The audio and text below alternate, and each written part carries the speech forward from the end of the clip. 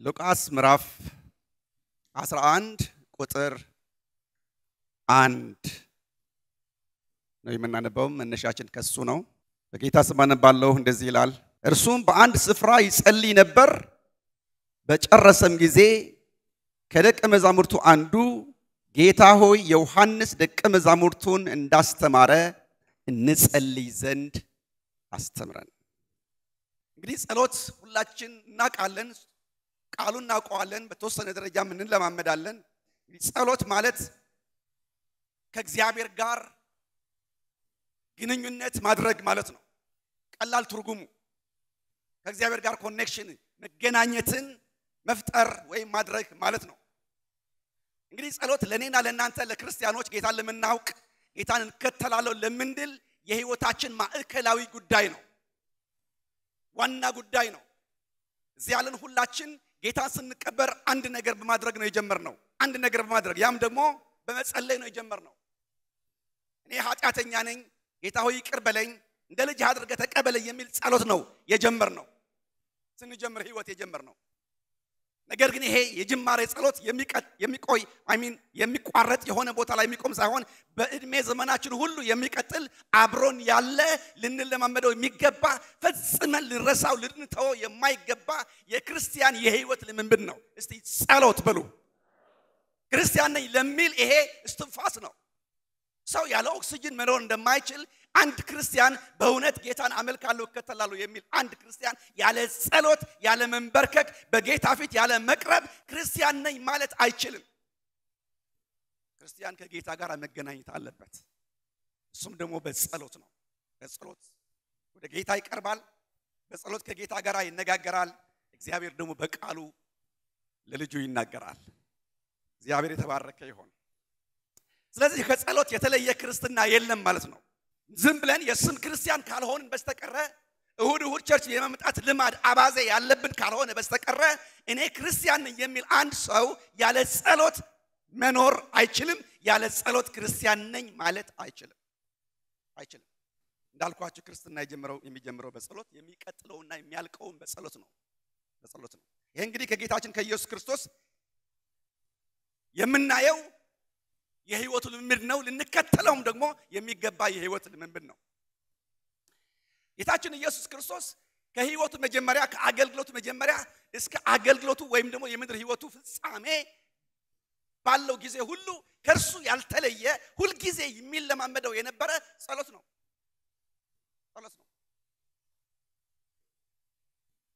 አገልግሎቱ ከመጀመሩ ፊት ሁላችን እንደምናውቅ 40 ቀን በምድረ በዳ እንደ ጾመና እንደ ጸለየ የጌታ ቃል ይነግረናል። ከአገልግሎቱ ጅማሬ ፍጻሜ ላይ ደግሞ በጌቴሰማኒ ሲጸልይ ደግሞ እናያለን። ይሄ ጅማሬውና የፍጻሜው ነው። ነገር ግን እንደምን በመሃል ደግሞ የጸሎት ህይወቱ መጽሐፍ ቅዱስ ያሳየናል። ለምሳሌ በማለዳ ይጸልይ እንደነበረ በማርቆስ ምዕራፍ 1 ቁጥር 35 እና 37 ታነባላችሁ። እንደዚህ ይላል። ማለዳ ተነስቶ ገና ሌሊት ሳለ ወጣ፣ ወደ ምድረ በዳም ሄደ፣ በዚያ ጸለየ። ሃሌሉያ። በማለዳ ገና ሌሊት ሳለ ጎህ ሲቀድ ደቀ መዛሙርቱ ከእንቅልፋቸው ሳይነሱ አብረውት ያሉ ሳይነሱ ኢየሱስ ክርስቶስ ግን በማለዳ የቀኑ መጀመሪያ በእግዚአብሔር ፊት ተንበርክኮ በእግዚአብሔር ፊት ይጸልይ ዘንድ ከጌታ ጋር ከአብ ጋር ይገናኝ ዘንድ ይጸልይ ዘንድ ወደ ምድረ በዳ ሄደ ይላል። ዛሬ የኔና የናንተ የማለዳ ጊዜያችን ለማን ነው የተሰጠው? በማለዳ ምን ታደርጋለህ? በማደርጋ ምን ታደርጋለች? ምን እናደርጋለን?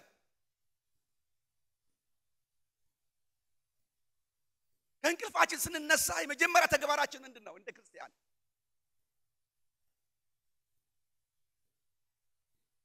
ሞባይላችን አውጥተን ምናልባት የሆነ ነገር ነው የምንከፍተው። ምን ልምምዳለን? የቀኑ እፍታ የቀኑ ዋና ጊዜ ለማን ነው የምንሰዋለት? ለሚዲያ ነው የምንሰዋው? ለሆነ ነገር ነው የምንሰዋው? ወይስ በጌታ ፊት መንበርከክ? የጌታ የኢየሱስ ክርስቶስ የህይወት ልምምድ መጽሐፍ ቅዱስ የሚያሳየን በማለዳ ወጥቶ በእግዚአብሔር ፊት ይንበረከክ ነበረ። ሃሌሉያ። ይንበረከክ ነበር፣ ይጸልይ ነበር።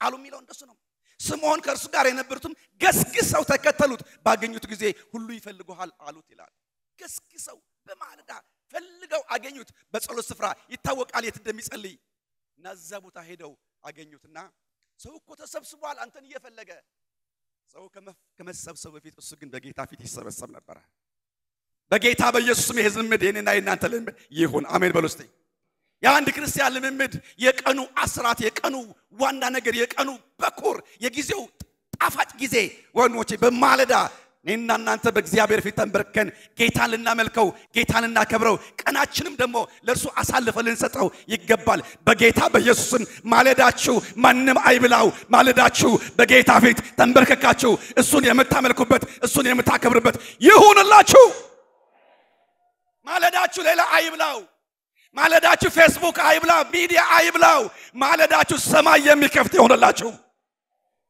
በማለዳ ይጸልይ ነበር በማለዳ ብቻ አይደለም በምሽትም ይጸልይ ነበር ሲያገለግል ውሎ ሲደክም ውሎ ወንድሞቼና እህቶቼ ወደ ሲደክም እንኳን ወደ አልጋ ወደ መኝታ የሚል አልነበረም መጽሐፍ ቅዱስ ሲናገር ሲመሽ የሚያደርገው ነገር ይናገራል እንደዚህ ይላል በማቴዎስ ወንጌል ምዕራፍ 14 ከቁጥር 22 እና 23 እንደዚህ ይላል ወዲያውም ህዝቡን ሲያሰናብት ሳለ ያገለገላቸው የነበሩ ሰዎች ካሰናበታቸው በኋላ ደቀ መዛሙርቱን በታንኳ ገብተው ወደ ማዶ እንዲቀድሙ ግዳላቸው ይልና ህዝቡን አሰናብቶ ተኛ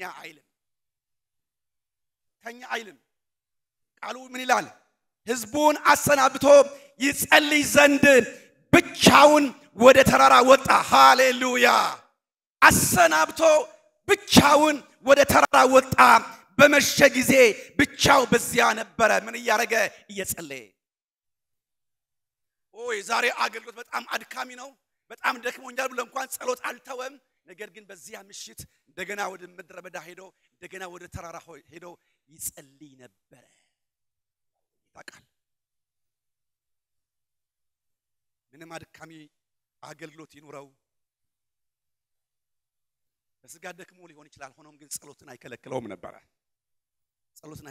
ነበር እኔና እናንተ ብዙ ጊዜ እንደዚህ አይነት ልምድ አለን ዛሬ ደክሞኛል በጣም ብዙ ስራ ነበር ይደክሞኛል በቃ ጧት ጸልያለሁ አሁን ግን ልተኛ ብዙዎቻችን ልምምድ ነው በጌታ ህይወት እና አገልግሎት የምናየው ልምምድ ግን ሲደክም ሲያገለግል ውሎ አገልጋዮች ህዝቡን አሰናብቶ ደቀ መዛሙርቱን በቃ ሂዱ ቀጥሉ ወደዛ ማዶ ብሎ እሱ ግን ወደ ተራራ ይወጣ ነበር ያ ብቻ አይደለም ይገርማቸዋል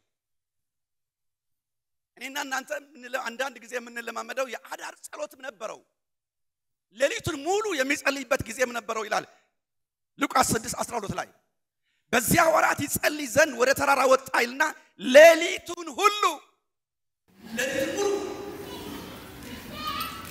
ይጸልይ ነበር በጣም አስገራሚ ነው የጸሎት ዲሲፕሊን ነው የነበረው ጌታችን ኢየሱስ የሚያስገርመኝ ቃል አለላችሁ በጣም ያስገርመኝ ቃል ሉቃስ 5:15-16 ወሬው ግን አብዝቶ ወጣ ስለ ጌታችን ኢየሱስ ዝና ወጣ ይላል ብዙ ህዝብ ሊሰሙት ከደዌያቸው ደግሞ ሊፈወሱ ይሰበሰቡ ነበር ብዙ ሰዎች ከብዙ ችግሮቻቸው ጋር መጥተው ከመማቸው ጋር ከደዌያቸው ጋር ከችግራቸው ጋር ከሸክማቸው ጋር መጥተው እሱ ወዳለበት ተሰበሰቡ ይላል መጽሐፍ ተሰበሰቡ ነገር ግን መጽሐፍ ውስጥ ስታነቡ ይሰበሰቡ ነበር ካለ በኋላ አንድ ቃል ያስከትላል ቃሉ ያዛችሁ ብታነቡ ጥሩ ነው ምን ይላል ነገር ግን ይላል ነገር ግን በሉ እስቲ ጉባኤው ይናገረው እኔ ድምጽ ፈልጋለሁ እስቲ ነገር ግን በሉ አያችሁ ነገር ግን እርሱ ወደ ምድረ በዳ ፈቀቅ ብሎ ምን ያደርግ ነበር ይላል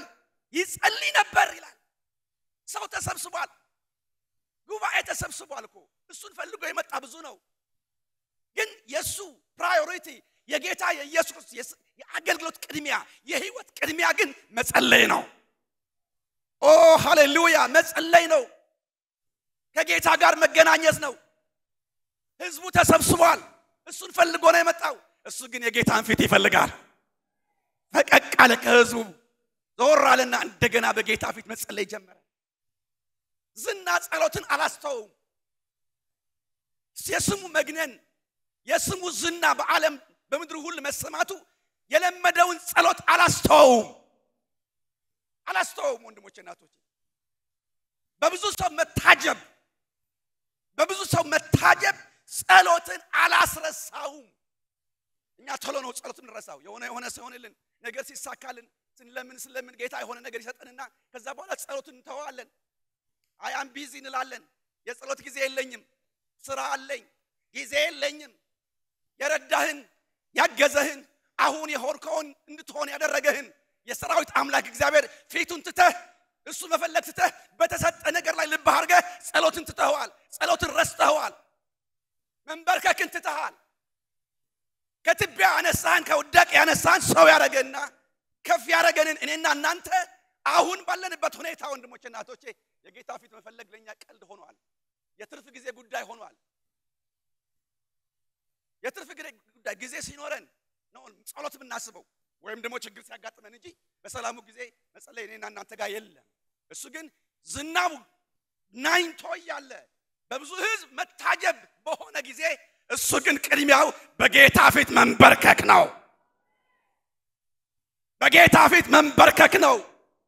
ያከበረው ጌታ ነው። ስሙን ያገነነለት ጌታ ነው። ክብሩ የገለጠለት ጌታ ነው። የመንፈስ ቅዱስ አብሮነት ነው። ስለዚህ እሱ እንደገና ይፈልገዋል እንዲጨምር። ስለዚህ ፈቀቅ አለ። ዛሬ በጌታ በኢየሱስ እናገራችኋለሁ። ሁኔታ የተሳካላችሁ ነገር መልካም ይሆነላችሁ፣ ጌታ ከፍ ያረጋችሁ፣ ስም ያወጣላችሁ፣ ዝናችሁ ያገነነላችሁ እሱ ጌታ እንደገና ፈልጉት፣ በፊቱ ተንበርከኩ፣ እንደገና ጸልዩ።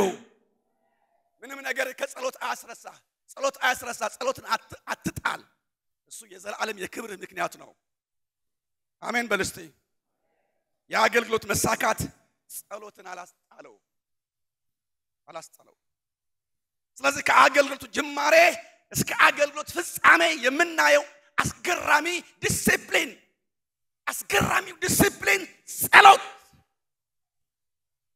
ሲጸሎት በልባክ ጉባኤ ይናገረው። ሲጸሎት በልስቲ የጌታ ፊት መፈለግ። ችግር ሲያጋጥም፣ ህመም ሲያጋጥም፣ ባዶነት የሆነ ምናምን ጨለማ ውስጥ ትገባ ብቻ አይደለም። በሰላም ጊዜ ነገር ሲሳካል እግዚአብሔር በብዙ ነገር ሲባርክ ያከበረን ጌታ ፊት መንበርከክ፣ ለእርሱ ክብር መስጠት። ይሄ የኔና የናንተ የዘላለም የህይወት ልምምዳችን ሊሆን ይገባል።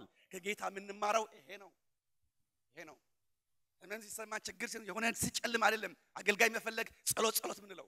መጽሐፍ ቅዱስ ባላ ነግራችኋለሁ። መጽሐፍ ቅዱስ በሰላም ጊዜ ይጸልያል አለ። የመከራ ሲመጣ ወደሱ አይቀርም ይላል። ባላ እናነሳዋለን። ግን በጌታ የምንማረው ይሄ ነው። አሁን ባደበብነው ወደ ሉቃስ 11 እንመለስና እርሱም በአንድ ስፍራ ይጸልይ ነበር አለ። አሁንም ጊዜው ጧት ይሁን ማታ ወይም ደግሞ ምሽት ይሁን አይነግረንም፣ ግን እየጸለየ ነው። ደቀ መዛሙርት ሁሉ ጊዜ የሚያዩት ከአገልግሎት ውጪ ጸሎት ላይ ነው እና ይጸልይ ነበር እና ጸሎቱን ሲጨርስ ይላል አንድ ደቀ መዝሙር ቀረባልና መሰረታዊ ጥያቄ ጠየቀ። ዮሐንስ ደቀ መዛሙርቱን እንዳስተማረ እንጸልይ ዘንድ አስተምረን ያለ ምክንያት አይደለም። ልብ በሉ በደንብ። ያለ ምክንያት ይሄ ጥያቄ የተጠየቀው ያለ ምክንያት አይደለም። ሁላችን እንደምናውቅ የጌታ የኢየሱስ ክርስቶስ ደቀ መዛሙርት አይሁዳውያን ናቸው። ስራዎቹ ደቀ መዛሙርት ወይ ደግሞ ሌሎችም ሰባዎችም ቢሆኑ አይሁዳውያን ደግሞ ከእግዚአብሔር ጋር መገናኘት የጸሎት ስርዓት አላቸው። ይጸልያሉ። በብሉይ ኪዳን መጽሐፍ ስታነቡ ጸሎቶች አሉ። የጸሎት ስርዓቶች አሉ። ስርዓት ነው። ይጸልያሉ። ግን ጥያቄ እንዲነሳ የሆነበት ምክንያት በኢየሱስ ክርስቶስ የነበረው የጸሎት ልምምድ እነሱ እንደሚያውቁት አይነት ልምምድ አይደለም። እነሱ ስርዓታዊ የሆነ የተለመደ ከልብ ያልሆነ ግን ሊደረግ የሚገባው ስለሆነ ብቻ የሚያደርጉት የስርዓት ጸሎት ነው የለመዱት። ኢየሱስ ክርስቶስ ጋር ያለው ግን ከልብ የሆነ ጸሎት ነው። ከልብ የሆነ እውነተኛ የሆነ ፈርቨንት የሆነ ጥልቅ ከሆነ ልብ የሚነሳ የጸሎት ልምምድ ነው የነበረው እና ሁሉ ጊዜ ደግሞ የሚደረግ ቦታ ሳይመርጥ በአስፈላጊ ስፍራ ሁሉ የሚደረግ ሕያው የሆነ ከእግዚአብሔር ጋር የሚያደርገው ግንኙነት ስለነበረ አንዱ ይሄ ነው። ሁለተኛ የተረዱት በኢየሱስ ክርስቶስ ሲደረግ የነበረው የጸጋ ቃል አገልግሎት እንደገና በእጁና በአገልግሎቱ ይደረጉ የነበሩ ፈውሶችና ተአምራቶች ከነዚህ ነገሮች ጀርባ ልዩ የሆነ የጸሎት ልምምዱ እንደሆነ ወይም በሌላ አነጋገር ከጸሎት ስፍራው እየተነሳ የሚያደርጋቸው ነገሮች እንደሆኑ ደቀ መዛሙርቱ አስተውለው ነበር። ኢየሱስ ክርስቶስ የሚያደርጋቸው ፈውሶች፣ ተአምራቶች፣ ድንቆች ዝም ብለው የሚሆኑ ሳይሆን ከነዚህ ነገር ጀርባ ብርቱ የሆነ የጸሎት ልምምድ፣ ብርቱ የሆነ የጸሎት ኃይል እንዳለ አስተውለው ነበር እንጂ ለመጸለይ ማነሱም የጸሎት ልምምድ ነበራቸው።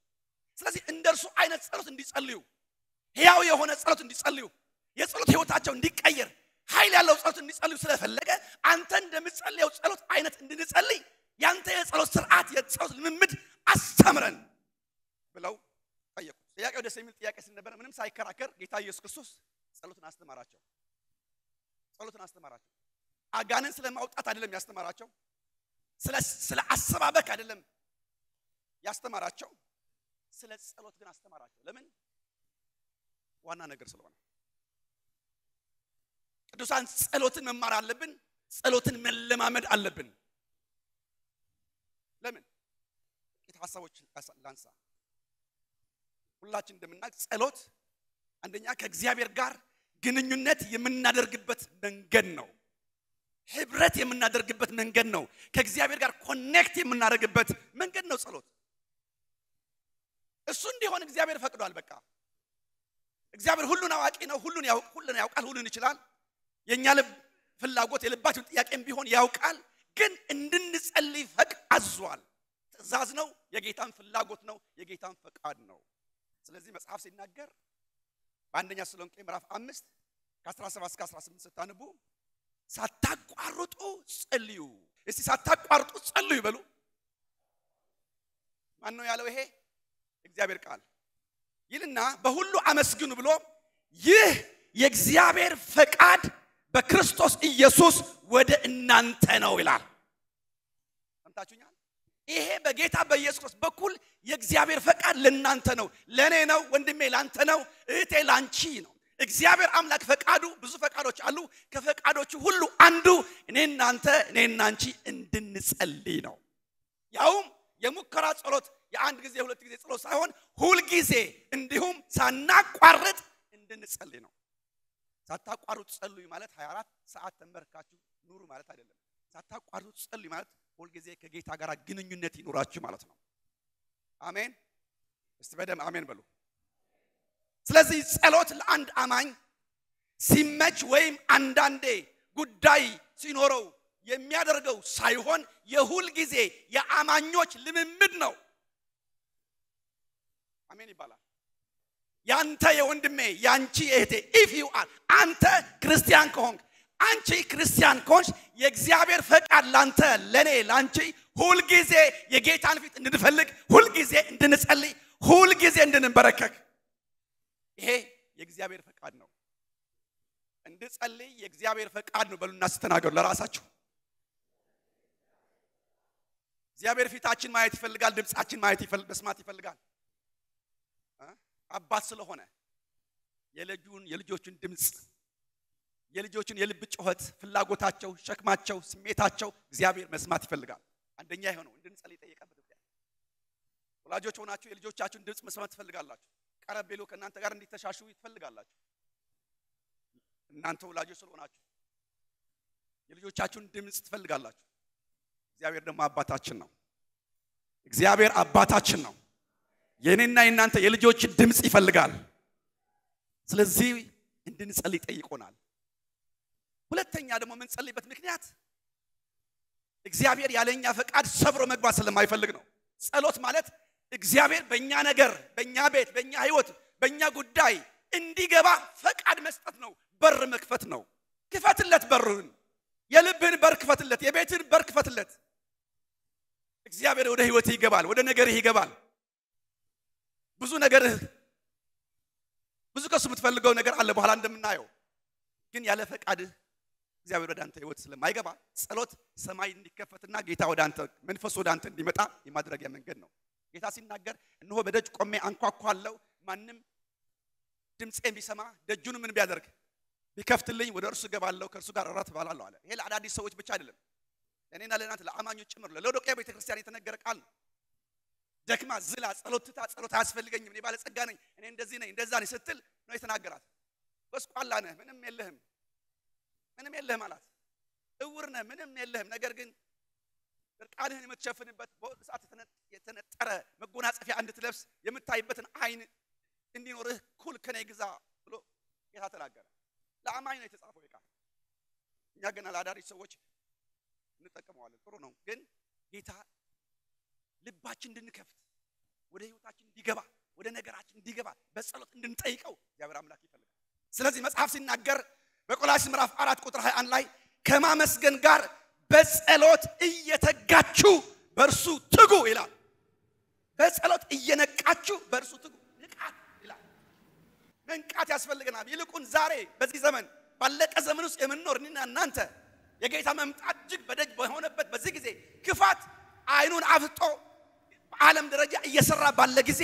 የእግዚአብሔር አብሮነት የእግዚአብሔር ክብርና ኃይል የሚያስፈልገን ጊዜ ነው ስለዚህ መጽሐፍ እንደሚነግረን ለጸሎት እየነቃችሁ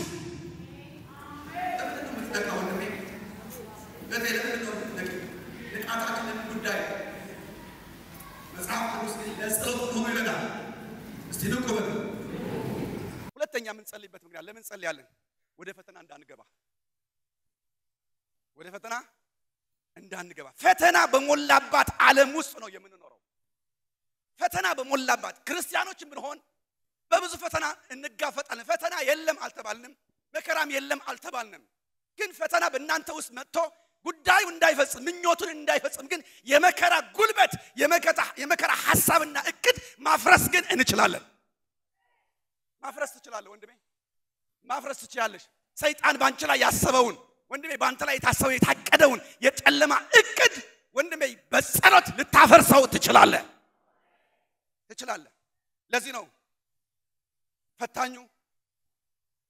ፈታኝ ተብሎ ተጠርቷል ሰይጣን ፈታኝ ዲያብሎስ ነው በሙሉ ኃይሉ እየሰራባት ባለች ዓለም ውስጥ ነው ያለነው ይሄን ማወቅ ያስፈልገናል ዲያብሎስ ህይወታችንን በሰላም እንዳይኖር ቤታችን በሰላም እንዳይኖር ብዙ ነገራችን እንዲበላሽ አጥብቆ እየሰራ ነው ያለው ይልቁን ደግሞ አንተ እኔ ክርስቲያን የጌታ ተከታዮች ዓለማውያንማ በራሱ እጅ ናቸው ያሉት ሰይጣን የሚዋጋው የጌታ ልጆች የጌታን መንግስት የጌታን ቤተክርስቲያን አንተን እኔን ነው የሚዋጋን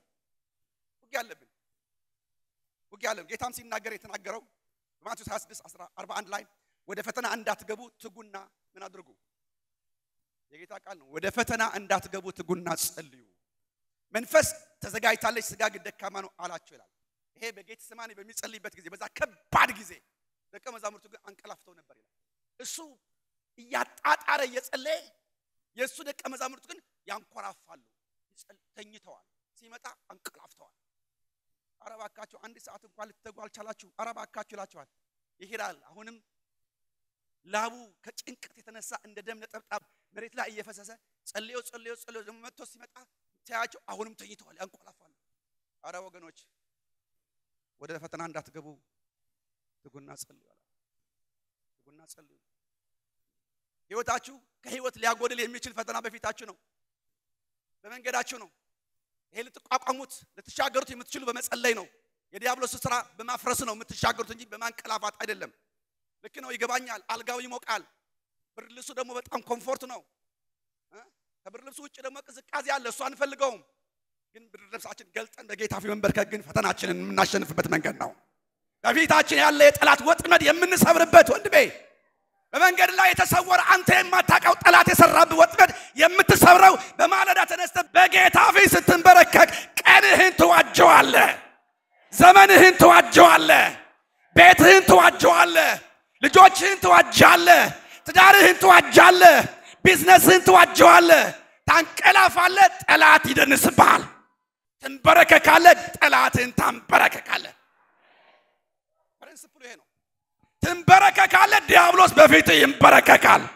አንተ በጌታ ፊት ትንበረከካለህ ሰይጣን በፊት ይንበረከካል ትተኛለህ ሰይጣን በፊቱ ያንበረከካል ይሄ ነው የእግዚአብሔር ቃል ስማ ወንድሜ ይሄ ነው ፕሪንሲፕሉ ወደ ፈተና እንዳትገባ ትጋና ጸልይ የተባለው ፈተና አንተ ላይ እንዳይጨፍር የፈተና ምንጭ የሆነው ዲያብሎስ አንተ ላይ እንዳይጨፍር መጸለይ አለብህ ጸሎት ለኛ ትርፍ ጉዳይ አይደለም ጸሎት ላንተ ለኔ ትርፍ ጉዳይ አይደለም የህይወት ጉዳይ ነው ጸሎት የህይወት ጉዳይ ነው እንጂ የሃይማኖታዊ ስርዓት ልምምድ አይደለም ህይወት ነው it's a life you are ክርስቲያን ኮንክ ህይወት ከጸሎት ጋር መገናኘት አለበት የሥራ ፈቶች ስራ አይደለም ይሄ ሰምተውኛል ወይ ጸሎት የሥራ ፈቶች ስራ አይደለም የጥበበኞች ስራ ነው በጸሎት አንቀልድ የጌታ ልጆች ሕያዋንን ሆን ከፈለግን ሕያው ከሆነ ጌታ ጋር መገናኘት ያስፈልገናል ጮክ በሉና አሜን በሉ ድገሙና ሰይጣን ይስማ አሜን እስቲ ጸልያለሁ በሉ እስቲ በጸጋ የሚረዳ ጸጋ አለ ጌታ ምን አለ ወደ ፈተና እንዳትገቡ ትጉና ጸልዩ አለ መንፈስ ተዘጋጅታለች አለ ሃሌሉያ መንፈስ ቅዱስ ተዘጋጅቷል መጽሐፍ ቅዱስ በሮሜ 8 ሲናገር ምን ይላል መንፈስ ድካማችንን ያግዛል ይላል እንዴት እንደምንጸልይ አናውቅም ግን በማይነገር መቃተት ይማልድልናል ይላል አንተ ደክሞህ እንኳን ቢሆን ጸሎት አልጥም ብሎህ እንኳን ቢሆን መጸለይ እምቢ ብሎህ እንኳን ቢሆን ዝም ብለህ በጌታ ፊት ተንበርከክና ጌታ ሆይ እንድጸልይ እርዳኝ በል የጌታ መንፈስ ይመጣል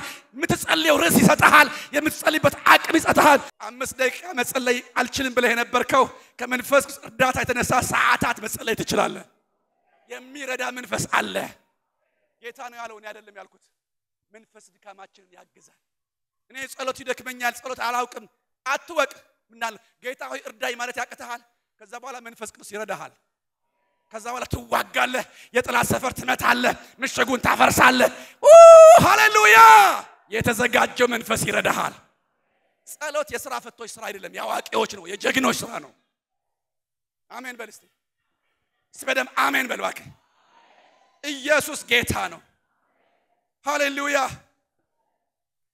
ጌታ እንደዛ ነው ያለው መጽሐፍ እንደዛ ነው የሚለው በጊዜው ከፍ እንዲያረጋችሁ እየሰማችሁ ነው ወይ በጊዜው ከፍ እንዲያረጋችሁ አለ ጴጥሮስ ሲናገር በአንደኛ ጴጥሮስ ምዕራፍ 5 ከ6 እስከ 9 ስታነቡ በጊዜው ከፍ እንዲያረጋችሁ ከኃይለኛው ከእግዚአብሔር እጅ በታች ራሳችሁን ብዙ ጊዜ ከፍታ እንፈልጋለን ስሙኝ ከፍታ እንፈልጋለን ከፍ ማለት እንፈልጋለን መዝሙር ራሱ ከፍታ የኔ ከፍታ የኔ ስንባል ነዝለል እንጀምራለን ጥሩ ነው የከፍታ ምስጢር ግን በጌታ ፊት መዋረድ ነው በጌታ ፊት መንበርከክ ነው ቅድም ስትንበረከክ እህቴ ስሚኝ ስትንበረከክ ወደ ታች ልጫንሽ የሚፈልገው ያ የጥላት ቀንበር ይሰበርና ከፍ ትላለህ ወደ ጌታ ፊት ስትዋረድ ዝቅ ስትል ጉልበት ሲንበረከክ ግንባር መሬት ነክቶ ስትጸልይ ጌታ ቀና ያረጋሃል በጥላት ፊት ከፍ ያረጋሃል ዝም ብሎ በመዝሙር ብቻ ከፍታ የኔ ያልክ ከፍ አትልም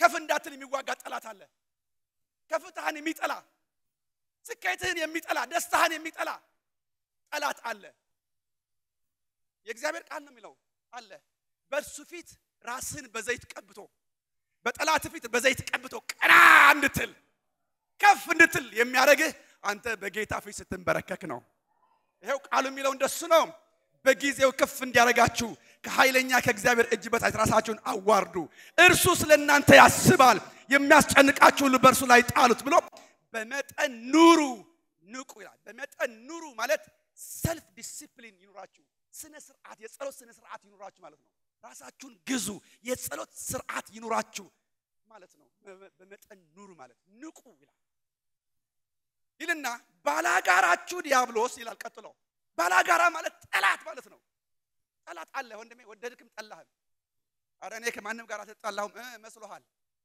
ከሰው ጋር አልተጣላህም ግን ዙሪያህ የሚዞር አውሬ አለ በቤት ዙሪያ የሚዞር በልጆች ዙሪያ የሚዞር በቢዝነስ ዙሪያ የሚዞር በጤና ዙሪያ የሚዞር ባንተ ነገር ዙሪያ የሚዞር እንደሚያገሳ አንበሳ እያገሳ ምን ሊፈልግ ነው የሚዞር አንበሳ የሚበላው ነገር አይደለ ያለ ሲያገሳ ተደብቃ የነበረች ቢዳቋ ደንግጣ ብላ ትወጣለች ናፍ ያረጋታል ልክ እንደዛው ዙሪያ እያስፈራራ የሆነ ነገር እያለ በዙሪያ የሚዞር አውሬ አለ ጋንጩር ይባላል አለ አይራራልህም እሱ ጨካኝ ነው አፉን የምትለጉመው አፉን የምትይዘው ስራውን የምታፈርሰው እቅዱ የምታፈርሰው ስትንበረከክ ነው ስትጸልይ ነው በደም አሜን በል ስለዚህ በእምነት ጸንታችሁ ተቃወሙት ይላል በእምነት ጸንታችሁ ተቃወሙት። ዝም ብለህ ተንተ አልጋ ላይ መዝሙር አዘምር። መዝሙር መዘመር መልካም ነው፣ ግን ተንበርክክ፣ ስራውን አፍርሰው። በኢየሱስም ተቃወሙ እየጸለይክ። የሰማኝ አሜን ይላል። በደንብ አሜን ይላል። ስለዚህ ፈታኙ የማሸነፍ ሚስጥር ራሳችን በጸሎት በእግዚአብሔር እግር ስር ማዋረድ ነው። ሃሌሉያ። የሚፈራው የሚጸልየው ሰው ነው እንጂ ማናችንም ይፈትነናል። የትኛም ሰው ሰይጣን ሊፈትን ይችላል። ኢየሱስ ክርስቶስንም እኮ ፈትኖታል አይደል እንዴ? መጽሐፍ ሲናገር በማቴዎስ 4:3 ላይ ፈታኝም ቀረበ ይላል። ወደ ማን ቀረበ? ወደ ኢየሱስ ቀረበ። ፈታኝም ቀረበ ሊፈትነው እንደ ሔዋንና እንደ አዳም መስሎት እንደ 40 ቀን ከጾመ በኋላ ማለት ፈታኝ ተርቦ ያለ መጣ። አንተ የእግዚአብሔር ልጅ ከሆንክ ይሄ ድንጋይ እንጀራ አድርገህ ብላ አለው። ምክንያቱም ረሃብ ጮት ሆድ ውስጥ ነበር፣ ያው በስጋ ስለነበረ ጌታችን ፈታኝ ቀረ። እንግዲህ ኢየሱስን እንኳን መፈተን ከቻለ እኔና አንቺ አይፈትንም ብለህ ታስቢያለሽ? ይፈትናል። ግን ፈተና እንድናሸንፍ የምንችልበት መንገድ ግን ተሰጥቶናል። በእግዚአብሔር ፊት መንበርከክ። እስቲ በእግዚአብሔር ፊት መንበርከክ በል። መጸለይ በል እስቲ። ጸሎት አስፈላጊ ነው። ሃሌሉያ። ክብር ለኢየሱስ ይሁን። ስለዚህ ነው መዝሙር 32 ቁጥር 6 ላይ ቅድም የጠቀስኩት ቃል ቅዱስ ሁሉ በምቹ ጊዜ ፈተና ሳይኖርበት ሰላም ነው በሚልበት ጊዜ ወደ አንተ ይለምናል፣ ወደ አንተ ይጸልያል ካለ በኋላ ብዙ የጥፋት ውሃ ወደ እርሱ አይቀርብም። አሜን በልስቲ። አሜን በልስቲ። አየህ፣ ብዙ የጥፋት ውሃ ወደ እርሱ አይቀርብም የሚለው ቃል ደስ ይላል አይደለ?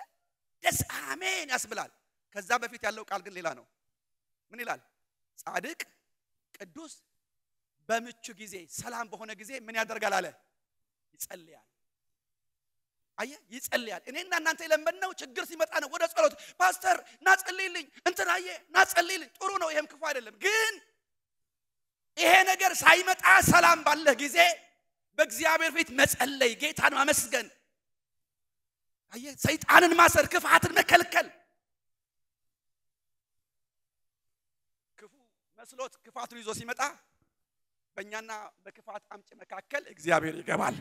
ያ የጸሎት ጉልበት መካከል ይገባል። ስለዚህ ወደ አንተ አይገባም፣ ወደ ቤት አይገባም፣ ወደ ነገር አይገባም። ገና ነቅተህ አስቀድመህ መንገዱን ዘግተኸዋል። ሃሌሉያ። እኔ ሁሉ ጊዜ በማለዳ ስጸልይ አንድ ቃል ሁሌ ጸልያለሁ ለራሴ። ጸሎቴን ከበቃ በኋላ አንድ ነገር እናገራለሁ። እግዚአብሔር ሆይ የቀኑ ክፋት በእግዚአብሔር መልካምነት ይቀየር ብዬ ጸልያለሁ። ሁሌ ነው የምጸልየው። ይሄ ሁሌ ምን እንደሚያጋጥም ስለማላውቅ ግን ጌታ ሁሉን ስለሚያውቅ ክፉ በክፉ ቀን ክፋት እንዳያደርግብህ ወንድሜ። የክፉ ቀን የሚባል አለ። ክፉ አቅም ያገኝበት፣ ክፉ እድል የሚያገኝበት የሚመስልበት ጊዜ አለ። ወንድሜ ስማኝ፣ ክፉ እድል አግኝቶ አጋጣሚ አግኝቶ ባንተና ባንተ ነገር ላይ ክፋትን እንዳያደርግ በምቹ ጊዜ የክፋትን መንገድ ዝጊ ወንድም እህቴ። በቃ እና ቃሉ እንደሚናገር ብዙ ጥፋት በመጣ ጊዜ ወደ አንተ አይቀርብ። ምን ይመጣና አንተ ጋር ሲደርስ አቅጣጫ ይቀየራል። ለምን? አጥር አለ። እዚህ አጥር በህይወትህ በኢየሱስ አጥር ይኖር። በቤትህ ላይ አጥር ይኖር። በአገልግሎት ላይ አጥር ይኖር። በአንተ ነገር ላይ አጥር ይኖር። አጥሩ የሚመሰረተው በጸሎት ነው። የጌታ መንፈስ በዚህ ስፍራ ነው። ኢየሱስ ጌታ ነው። ሃሌሉያ አሜን። ስለዚህ ጸሎት ወንድሞቼ እና እህቶቼ የእግዚአብሔር የማዳን እጅ ወደኛ፣ ሶስተኛ ፖይንት ነው። የማዳን እጅ ወደኛ ወደ ቤታችን ወደ ነገራችን የምናመጣበት መንገድ ነው። የእግዚአብሔር የማዳን እጅ የመርዳት እጅ ወደ አንተ ወደ እኔ የምናመጣበት መንገዱ መጸለይ ነው። ይሄ ሁላችንም የምናውቀው አንድ ቃል አነባለሁ። ስለ ጴጥሮስ ታሪክ ብዙ ጊዜ ተጠቅሷል። ሐዋርያት ሥራ ምዕራፍ 12 ከ1 እስከ 5 እንደዚህ ይላል። በዚያ ዘመን ንጉሡ ሄሮድስ መከራ ያጸነባቸው ዘንድ ከቤተ ክርስቲያን በአንዳንዶች ላይ እጁን ጫነባቸው። ዮሐንስም ወንድም ያዕቆብ በሰይፍ ገደለው። አይሁድንም ደስ እንዳሰኛቸው አይቶ ጨምሮ ጴጥሮስን ደግሞ ያዘው። የቂጣ በዓልም ወራት ነበረ። በያዘው ጊዜ ወደ ወህኒ አገባው። ከፋሲካ በኋላ ወደ ሕዝብ ያወጣው ዘንድ አስቦ እያንዳንዱ 4 ወታደሮች ሆነው እንዲጠብቁት በአራት ጭፍራ ክፍል አሳልፎ ሰጠው። ጴጥሮስም በወህኒ ይጠበቅ ነበር።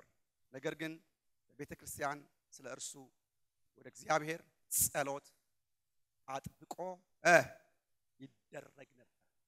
አጥብቆ ይደረግ ነበር። በጣም ፈልገው ቃል በዚያ ዘመን ንጉሱ ሄሮድስ መከራ ያጸነባቸው ዘንድ ከቤተክርስቲያኑ በአንዳንዶቹ ላይ እጁን ጫነባቸው። እጃችሁ አንሱ፣ ቀኝ እጃችሁ ታንሱ። ያችሁ የንጉሱ ሄሮድስ እጅ ማለት ነው። ይሄ ቀኝ እጅ ብርታት ነው፣ ኃይል ነው። እና እጁን በማን ላይ ጫነ ይላል? በቤተክርስቲያን። ጌታ ይባርካችሁ። አውርዱ እጁን፣ ጽኑ እጁን፣ የንጉስ እጅ፣ የሄሮድስ እጅ በቤተክርስቲያን ላይ ጫነ። የመከራ ኃይል፣ የክፋት ኃይሉን ሊያመጣባቸው። ይሄን ሲያደርግ ያዕቆብን የቤተክርስቲያን መሪ የነበረውን ያዕቆብ ገደለው በሰይፍ። ሲገድለው ድንገት ነው የገደለው። እኔ ሳስብ ቤተክርስቲያን ሳታውቅ የገደለው ይመስለኛል። ስለዚህ አልተጸለየለትም። ስለዚህ ተገደለ። ልክ እሱ ሲገደል አይሁድ ደስ ስላላቸው መልሶ ጴጥሮስን ያዘ እንደገና ሊገድለው እና ሊገድለው ቀን ቀጥሮበታል። ያዘው፣ በጥብቅ እንዲያዝ በጥብቅ እንዲታሰር አደረገው ይላል። ቤተክርስቲያን ይሄን ስታውቅ ምን አደረገች? ስለ እርሱ ስለ ጴጥሮስ ጥብቅ የሆነ ጸሎት መጸለይ ጀመረች። ጥብቅ ጸሎት፣ እስቲ ጥብቅ ጸሎት ብሎ ባካችሁ። ጠንካራ ጸሎት፣ እውነተኛ ጸሎት፣ የምር የሆነ መጸለይ ጀመረች። የሞት ቀጠሮ ነው የነበረው። በፋሲካ ጊዜ ከፋሲካ በኋላ ወደ ህዝብ አውጥቶ አንገቱን ሊሰይፈው ቀጠሮ ነበረ። ንጉስ ነው፣ ማንንም አይከለክለው። ግን የሚከለክል እጅ ልትመጣ ይቺ ጽኑ የሆነች የሄሮድስ እጅ ከዛ ከጴጥሮስ እንድትነሳ የንጉስ እጅ እንድትሰበር ኃይለኛ የሆነ እጅ እንዲመጣ ቤተክርስቲያን ኃይለኛ ጸሎት መጸለይ ጀመረ። ምናልባት ዛሬ ወንድሜ ባንተ ላይ በህቴ ባንቺ ላይ ሊነሳ የማይችል የበረታ የጠላት እጅ የተጫነሽ ሰው ትኖር ይሆን? ሸክም የከበደ ሁኔታ የከበደ ነገር የጨለመ ብትታገለው አንተ ከአቅም በላይ የሆነብህ ነገር ይኖር ይሆን? ዛሬ አንድ ነገር በጌታ ቃል እናገራለሁ። ከዲያብሎ ከሄሮድስ የጠነከረች እጅ በላይ የነገስታት እጅ የምትሰብር የእግዚአብሔር እጅ ደግሞ አለች። እስቲ እግዚአብሔር እጅ በሉ፣ እስቲ እግዚአብሔር እጅ በሉ። ስለዚህ የኢየሩሳሌም ቤተክርስቲያን በጴጥሮስ ላይ የተጫነችውን መከራ ያመጣችውን የንጉሱ የሄሮድስ የጠነከረች እጅ የሚሰብር የእግዚአብሔር እጅ እንዲገለጥ አጥብቃ ጸለየች። ቀጠሮውን የሚሰብር እጅ፣ የሞትን አዋጅ የሚገለብጥ እጅ። ሃሌሉያ! ኧረ ሃሌሉያ! እስቲ እግዚአብሔር ይሰማል በል። ወንድሞቼ እውነት ነግራችኋለሁ፣ ቤተክርስቲያን በአንድ ልብ ተስማምታ የምትጸልየው ጸሎት ሰማይ ክፍት ነው፣ ይሰማል። ዛሬ በቤተክርስቲያን ስንጸልይ ችግር ላለባቸው ስንጸልይ በቤተክርስቲያን ሲጸልይ እግዚአብሔር የቤተክርስቲያኑን የአካሉን ጸሎት ይሰማል። ለዚህ ነው ቅድም ጠንከር አድርጌ የተናገርኩት በቤተክርስቲያን ጸሎት ሲባል አትናቁት፣ በሩጫ መምጣት አለባችሁ። ምክንያቱም ጌታ የቤተክርስቲያኑን ጸሎት ያከብራል። ስለዚህ ኢየሩሳሌም ቤተክርስቲያን አጥብቃ በጸለየት ጊዜ እግዚአብሔር መልአኩን ላከ፣ ወደ ወህኒ ቤት ላከው። በአራት ወታደሮች መካከል ታስሮ ወዳለው ጴጥሮስ ላከው። ጎንን መጥቶ ቀሰቀሰው። ተነስ፣ ልብስህን ታጠቅ፣ ጫማህን አጥልቅ፣ ተከተለኝ አለው። ሃሌሉያ! ወታደሮቹ ዛሉ አብረው ተኝተዋል። በበር ወታደር አለ። አንደኛ ዙር አጥር አለ፣ ሁለተኛ ዙር አጥር አለ፣ ሌላም ሶስተኛ። እነዚህ ሁሉ በብረት የታጠሩ ናቸው። ግን መልአኩ ተከተለኝ አለ። ሃሌሉያ! ሰማይ ተከፍቷል። ጸሎት ተደምጧል። ጸሎት ተሰምቷል። የቤተክርስቲያን ጸሎት ክብር በጌታ ፊት አግኝቷል። ማንንም አይከለክልም። የዲያብሎስ እጅ አይከለክል፣ የሄሮድስ እጅ አይከለክል፣ የብረት አጥር አይከለክል፣ ማንንም አይከለክል። ተከተለኝ ብሎ ሲከተል የመጀመሪያ ማለፍ፣ የሁለተኛ ማለፍ፣ የመጨረሻ በር ሲደርሱ አውቆ ተከፈተ ይላል። ስትጸልይ ጠላት የዘጋው የቀረቀረው በር ይከፈታል። ባንተ ላይ የተጫነው የጠላት እጅ ይሰበራል። አንተን ያስጨነቀ ለሞት የቀጠረ የሞት ቀጠሮ ይሻራል። ባንተ ላይ የታወጀ የሞት አዋጅ ይገለበጣል። ሃሌሉያ! ትጸልያለህ፣ ድል ይሆንልሃል። ወንድሜ ሁለተኛ ቆሮንቶስ ምዕራፍ 10 ከቁጥር 3 ጀምሮ ስታነብ ይሄን ቃል ስሙኝ። ምን ይላል የእግዚአብሔር ቃል? በሰው ልማድ የምንመላለስ ብንሆን አለ። እንደ ሰው ልማድ ግን ምን እንዳደርግን አንዋጋም። ለምን? ጦርቃችን ምን አይደለም ስጋዊ አይደለም እንደሰው እንደሰው የምንኖረው እንደሰው ብዙ ሁኔታዎች ያጋጥመናል እንደሰው ብዙ ፈተና ያጋጥመናል ግን ለፈተናዎች የምንሰጠው ምላሽ ፈተናን የምንዋጋበት መንገዱ ዓለማውያን እንደሚዋጉት አይደለም በጉቦ በገንዘብ በዘመድ በጡንቻ እንደሰው አይደለም የምንዋጋው የኛ መዋጊያ መሳሪያ ስጋዊ አይደለም ይልና ነገር ግን ይላል ሃሌሉያ ነገር ግን ምሽግን ለማፍረስ ይላል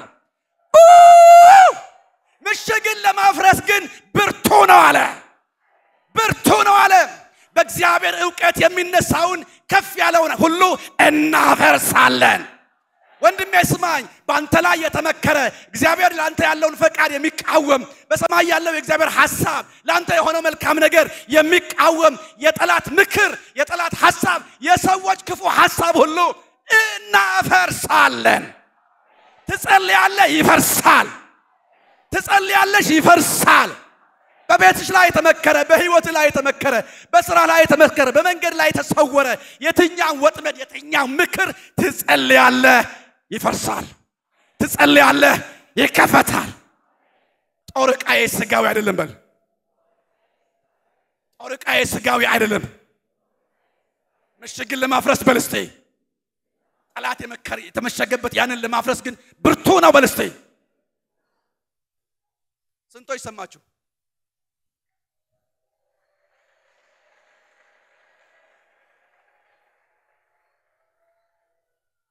የምር ነው የምነግራችሁ ከልቤ ነው የምነግራችሁ በጸሎት አትቀልዱ ምናልባት ሁሉ ጊዜ ስለምናደርገው የተለመደ ነገር አርገን አናስበው ሁለተኛ ጸሎት ሁሉ ጊዜ ወደ ሰማይ ጸባዖት ይደርሳል ወደ እግዚአብሔር ጸባዖት ይደርሳል መልስ ያመጣል አሜን አሜን የጻድቅ ሰው ጸሎት በስራው እጅግ ኃይል ያንተ ጸሎት ኃይል ታደርጋለች ያንቺ ጸሎት ኃይል ያደርጋል በእምነትና በእውነት የምንጸልየው ጸሎት ኃይል ይገልጣል የእግዚአብሔር እጅ ወደኛ ያመጣል ወደ ቤታችን ወደ ችግራችን ወደ ጥያቄያችን ያመጣል አሜን ስለዚህ መጽሐፍ ሌላ መሰለ አትለምኑምና አትቀበሉም ይላል ስለማንቀበል ስለማንጸልይ በጸሎት ስለማንጋደል ብዙ ነገር አላገኘንም ስለማንለምን ነው ስለማንጸልይ ነው ስለማንጋደል ነው በጾም በጸሎት መንፈሳዊ ተጋድሎ ስለማናደርግ ጠላት ይፈነጭብናል ምኞትን ይፈጽምብናል የእግዚአብሔር ልጆች ዛሬ ጌታ መንፈስ የሚናገረን በጸሎት አንቀልድ ጸሎት ህይወታችን ነው ጸሎት ዋና ነገራችን ነው መጽሐፍ ቅዱስ ምን አለ ወደ እኔ ጩሃል አይደለ ወደ እኔ ጩህ እኔም መልስልሃለሁ ከዛስ አንተም የማታቀውን ታላቅ ነገር አሳይሃለሁ ታያለህ ወንድሜ ታያለሽ እህቴ የማታቀው ይሆናል ብለሽ የማታስቢው ነገር ስትጸልይ ይሆናል ብለህ የማታስበው ቤት ላይ ይሆናል በነገር ላይ ይሆናል ወደ እግዚአብሔር ስትጮህ ያንተ ጮት ባዶ ሆኖ አይቀርም ጌታ ይሰማል ተአምራት ያደርጋል ፈጽመ ይሆናል ብለህ የማታምነው የማታስበው ነገር ይሆናል አይስተካከልም ያልከው ነገር ይስተካከላል ተቆርጣል ያልከው ነገር ይቀጥላል ተበላሽቷል ያልከው ነገር ይሰራል እግዚአብሔር ሁሉን ይችላል ስለዚህ የጌታ የህይወት ልምምዱ ከርሱ የምንማረው ጸሎት ነው እኛ ልንከተለው የህይወት መርሃችን አድርገን ልናደርገው የሚገባ ጸሎት ነው ጸሎት አስፈላጊያችን